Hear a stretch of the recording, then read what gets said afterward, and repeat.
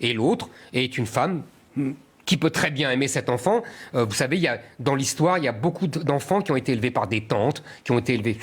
C'est rien de neuf, ça.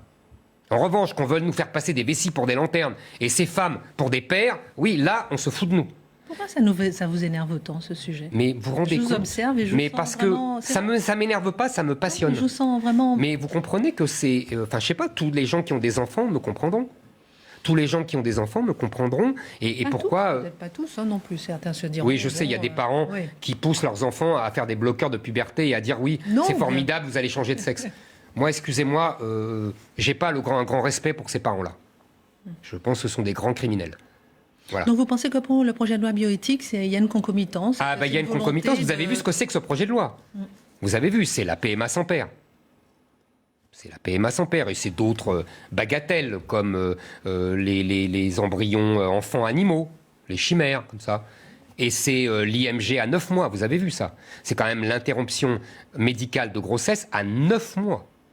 Pour des raisons psychosociales. C'est-à-dire tout et n'importe quoi. À 9 mois, ça s'appelle un infanticide chez moi.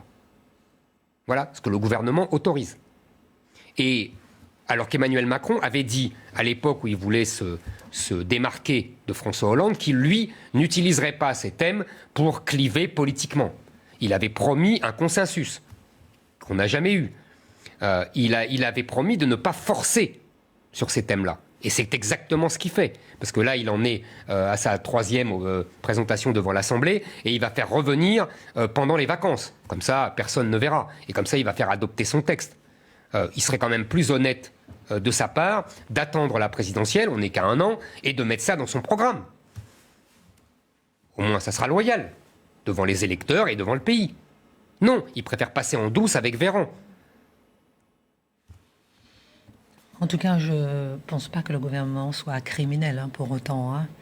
Pour moi, il y a des idéologies criminelles, Christine. Oui, et là, excusez-moi, moi, bloquer les... Excusez-moi, moi, encourager... il y a une volonté de tolérance qui... Je comprends tout ce que vous avez dit, mais il y a une volonté peut-être de rapprocher la société qui est mal interprétée, peut-être par certaines personnes, mais de là à être criminel, c'est un peu fort. Je n'y crois pas, Christine. Voilà. Je ne crois pas à la volonté de tolérance. Je pense que c'est faux. Pour les raisons que je vous ai dites, je pense que c'est une action de propagande idéologique.